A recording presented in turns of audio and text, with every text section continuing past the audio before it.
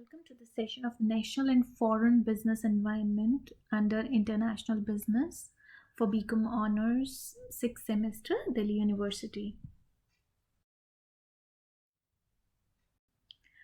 How do domestic, foreign, and global environment influence international trade? It's an important question. A way of understanding various factors constituting international business environment is to divide the various factors into three broad categories, that is domestic, foreign, and global environments. Now this classification is based on the location at which environmental factors and forces exist and operate. If we see it in this diagram, it has beautifully shown how business environment of an organization is. So in the innermost circle, we have international business decisions related to production, finance, human resource, and marketing. Now these are the internal environment, and these can be controlled by the management. After that, we have domestic environment, then foreign environment, and then global environment. All three of them are uncontrollable. So domestic environment essentially can have competitive structure, economic climate, political and legal forces, whereas in foreign environment we can have economic and financial environment. Socio-cultural environment can be different in various countries. Political environment, legal environment, ecological environment can be different, as well as geographical environment. If we move forward to global environment, then international economic environment, then international financial institutions and systems, like we have talked about WTO, international trade organizations and their agreements, regional economic groups. Which one is a regional group? That is SARC, NAFTA, or these are regional group examples. So this is the entire business environment of an organization. In this figure, like I've told you, the innermost circle represents firm's business strategy and decisions with regard to production, finance, marketing, human resource, and research activities. Since these strategies and decisions are made by the firm, they are controllable and a firm can change them, but within the constraints of various environmental factors. The next circle represents domestic environment. It consists of factors such as competitive structure, economic climate, and political and legal forces, which are essentially uncontrollable by a firm. Besides profound effect on the firm's domestic business, these factors exert influence on the firm's foreign market operations. Lack of domestic demand or intense competition in the domestic market, for instance, have prompted many Indian firms to plunge into international business. Export promotion measures and incentives in country have been other motivating factors for the firms to internationalize their business operations. Since these factors operate at the national level, firms are generally familiar with them and are able to readily react to them. And the third circle represents foreign environment, consists of factors like geographic and economic conditions, socio-cultural traits, political and legal forces, and technological and ecological facets prevalent in a foreign country. Now, because of being operative in foreign market, firms are generally not cognizant of these factors in their influence on business activities. The firm can neglect them only at the cost of losing business in the foreign markets. The problem that gets more complicated with increase in the number of foreign markets in which firm operates. It's like differences exist not only between domestic and foreign environments, but also among the environments prevailing in different foreign markets. So a Chinese environment will be different, a Japanese environment would be different, an Australian environment would be different for an Indian business organization. Now, because of environmental differences, business strategies that are successful in one nation might fail miserably in the other country. So there is no success formula. Now, foreign market operations therefore require an increased sensitivity to the environmental differences and adaptation of business strategies to suit the differing market situations. And the last circle, the uppermost circle, is represents the global environment. Global environment transcends national boundaries and is not confined in its impact to just one country. Global environment exerts influence over domestic as well as foreign countries and comprises of forces like world economic condition, international financial system, international agreements and treaties, and regional economic groupings. Worldwide economic recession, international financial liquidity or stability, working of the international organizations such as World Trade Organization, that is WTO, International Monetary Fund like IMF, World Bank, United Nations on Trade and Development, UNCTAD, Agreement of Textiles and Clothing, that is ATC, Generalized System of Preferences, GSP, International Commodity Agreements and initiatives taken at the regional level such as European Union, North American Free Trade Association, NAFTA, Association of Southeast Asian Organizations as ASEAN, are some of the examples of global environmental forces having worldwide or regional influences on business operations. Now, financial environment. Sound financial position of a country is coupled by the favorable investment policies. It reflects strong demand potential. Let us briefly learn important financial indicators. So, monetary and fiscal policies, like we have already discussed, inflation, interest rate, various kinds of duties, and exchange rates are the variables related to the country's monetary and fiscal policies and have a substantial impact on cost and profitability of business operations. Now, these variables also influence a firm's decision to move funds from one nation to the other. Then, commercial and foreign investment policies. Each country has its own commercial and foreign investment policies, which must be studied in detail to ascertain countries' openness to trade and investment with other countries. A proper understanding of these policies can be quite helpful in ascertaining what tariff and non tariff barriers the particular industry uses to protect its domestic industry from foreign competition. The country may plan to minimize the incidence of these trade measures. The next is balance of payments account. A country's balance of payments account is another major source of information about the country's foreign trade and foreign currency reserves. The current account throws light on the country's exports and imports as well as its major source of imports and destinations of its exports. Now, capital account reveals stock of foreign investment, borrowings, lending, and foreign exchange reserves. An international firm must be duly aware of exchange controls prevalent in the foreign countries. The countries running deficit in their balance of payment accounts generally impose controls on the movement of foreign exchange into and out of their economies. Now, these control prompts the multinational corporations to resort to transfer pricing mechanism, that is, over invoicing of imports and underpricing of exports so as to move out more than permitted funds from such countries. The factors that affect the economic environment are capitalism, socialism, and mixed economy. Like we know, capitalist economy is an economy where the laws of demand and supply operate freely. The capitalist system is one which is characterized by private ownership of the means of production, individual decision making, and the use of market mechanism to carry out the decision of individual participants, and it facilitates the flow of goods and services in the market.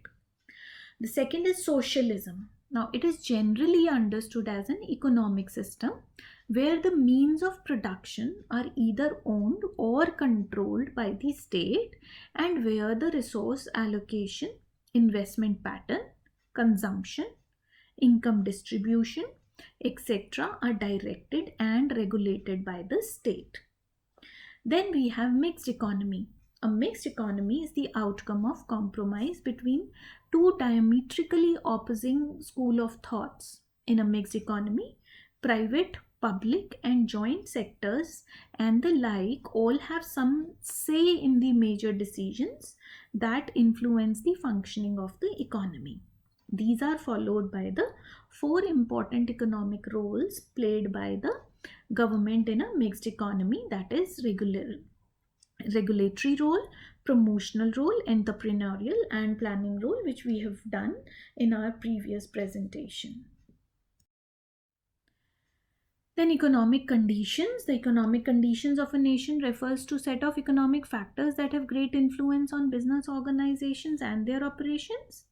Now these include gross domestic product, per capita income, market for goods and services, availability of capital, foreign exchange reserve, growth of foreign trade, strength of capital market. All these things come under the economic condition, and all these help in improving the pace of economic growth. Now we come to the economic policies. Now all business activities and operations are directly influenced by the economic policies framed by the government from time to time. So some of the important economic policies can be industrial policy, fiscal policy, monetary policy, foreign investment policy, export import, that is EXIM policy. Political legal environment, we have discussed it enough, but what does it say? It says that government guides and controls the business through its regulations and policies. Thus the type of government running a country is a powerful influence on any business. A strategist has to consider the changes in regulatory framework and their impact on business.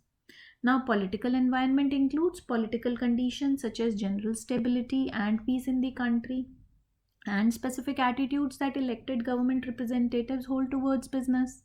Now, legal environment also includes various legislations passed by the government, administrative orders issued by the government authorities, court judgments, as well as the decisions rendered by various commissions and agencies at every level of the government, that is, say, state, center, or local government.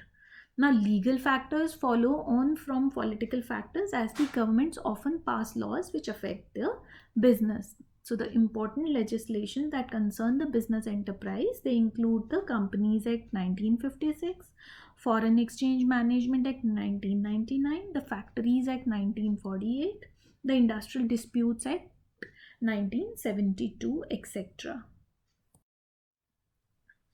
Then socio-cultural environment, now you must be knowing it well.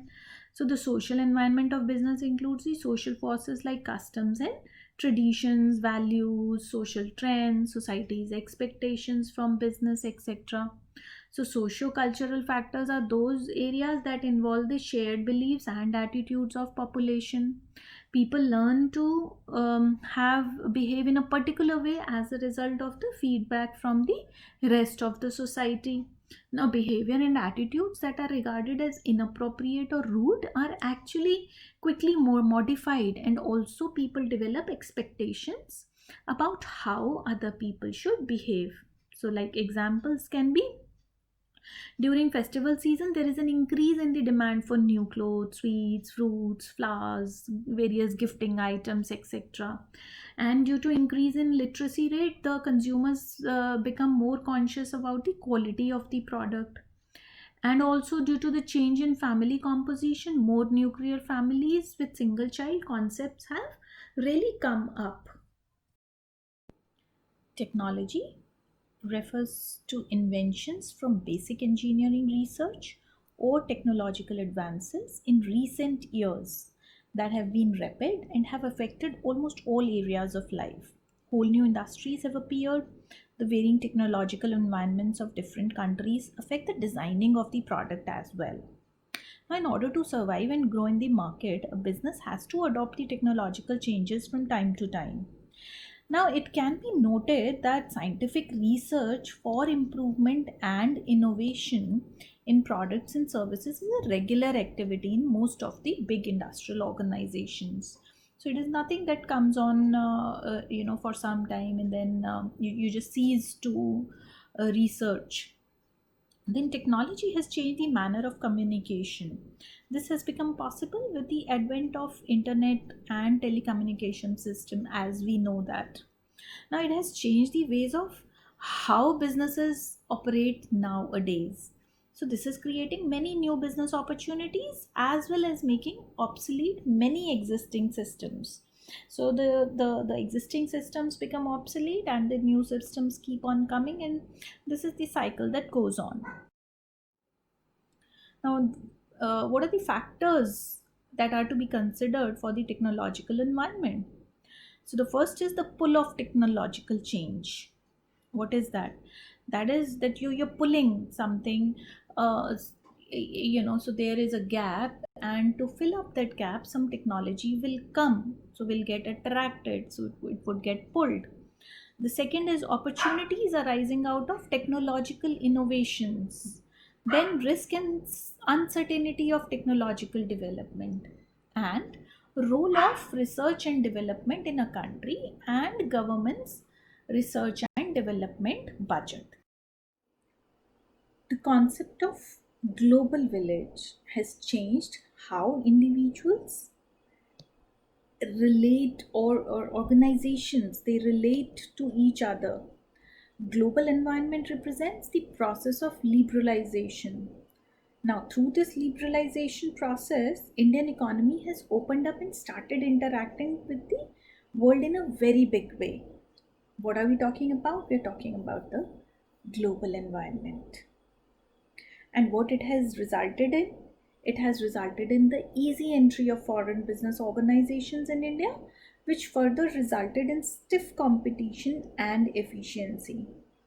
Ultimately, liberalization has helped us in achieving a high growth rate, easy availability of goods at competitive rates, a healthy and flourishing stock market, high foreign exchange reserve, low inflation rate, strong rupee, good industrial relations, etc. Among the global environmental factors, we should assess: 1. The potential, positive and negative impact of significant international events actually creates the potential of any event happening. Then, identification of both important emerging global markets and global markets that are changing. So, if you want to be in business, you have to adapt to the change, and you have to tap the emerging markets as well, so that you can augment your customer base. Then, differences between cultural and institutional attributes of individual global markets. Then we come to competitive environment. Every organization faces competition, whether it's small or big, national or multinational or transnational. Medium and small businesses chase the same set of customers and find that prices and product quality are bound by the moves of their competitors. Now, multinationals and large organizations they clash very directly on every level of product and service. So the benefits of competition are also enjoyed by the society and the markets in which the competing organizations operate. Now, the customers get products of better quality at lower costs. They get better value for their money because of this competitive environment only. Now, what is competitive environment? The external environment of an organization that consists of general environment or a competitive environment. It is also widely accepted that the nature of competition in an industry is more directly influenced by developments taking place in competitive environment. The changes in customers and direct competitors that influence the competitive strategy of the business unit are: 1. Development of new products by competitors. So you have to be wary of that. Then emergence of the new channels of distribution, because there can be more distributors. Then the rise of new customer values which can directly affect the product or your the demand of your product. So the competitive environment, also known as the market structure, is the dynamic system in which the business competes. Effect of competition. The competitive environment will have a major impact on the firm's strategy. How? Firstly, the pressure from direct competitors, or to use another phrase, the competitive intensity of the industry. If intensity is high, probability of firms in the industry is likely to be very low. What is an example? A combination of slow growth and excess capacity is likely to produce lower margins, particularly if this is coupled with high exit barriers. Second, influencing industry profitability. It is the ease of entry for the new competitors. Industry profitability is likely to be really low when entry barriers are low. So, if it is easy for competitors to enter and compete, then your profitability is at stake. Now, in the fight for market share, competition is not manifested only in the macro environmental factors. In fact, competition in an industry is rooted in underlying economics, and competitive forces exist that go well beyond the established combatants in a particular industry. Customers, suppliers, potential entrants, and substitute products are all competitors that may be more or less prominent or active depending on the industry. So, if you have, let us say, economies of scale and you are the cost leader in your market, then of course the level of competition is less for you and more for the other competitors of yours or rivals of yours, because you are leading in the costs. So because you have low costs of production, and hence you rule the market. How to deal with this kind of a competition? So, to know and understand the nature and extent of competition, we have to ask ourselves few questions, because questions and seeking out their answers will tell us how to go about competition. So, who are our competitors? How strong are they? What are their products and services? What are their market shares? What are their financial positions? What gives them cost and price advantage? What are they likely to do next? How strong is their distribution network? What are their manpower strengths? So, first of all, knowing your competitors, then what kind of products and services they are offering. Are they similar to your product? Then you have a reason to feel threatened. What are their market shares? If they have a minuscule market share and you have the majority market share, then you don't need to worry. But if they have a considerable market share, then it's a risk in your industry. What is their financial position? So if you enter in a price cut strategy, then if their financial position is strong, it would not affect their standing in the market, for which you have to find out another strategy. Then what is the cost and price advantage they have? Are they manufacturing the product at lower cost than you? Then of course they are at advantage. And are they able to quote a price lesser than you? Then they are at advantage, and vice versa. And you should know what are competitors thinking and what would be their strategy, so that you can work upon your strategy. Then how strong is their distribution network? Are they, if they have a robust distribution network, that means they are able to sell their product well, and it can be a worrisome aspect for you. And then what is their manpower strength? If there are it is a big company, if it employs so many people, then the society at large and government would be very sensitive towards them. And hence all these things will let you understand that whether you should be worried about the competition, or you should just relax and you are at a safe place. Cooperation in a competitive environment. Now, mutual cooperation among business units is witnessed in every competitive business environment. Now, in this setup, every organization fulfills its business objective and gets mutual benefit. So, cooperation in a competitive environment can be ensured through the following techniques. The first is collusion.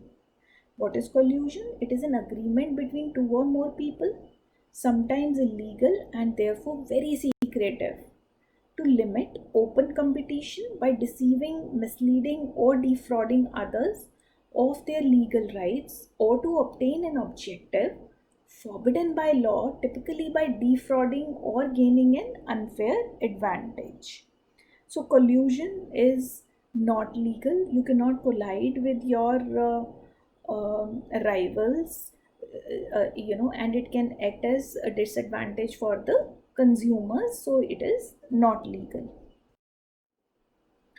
Cartelizations, making or forming cartels. What is a cartel? It is a formal agreement among competing firms.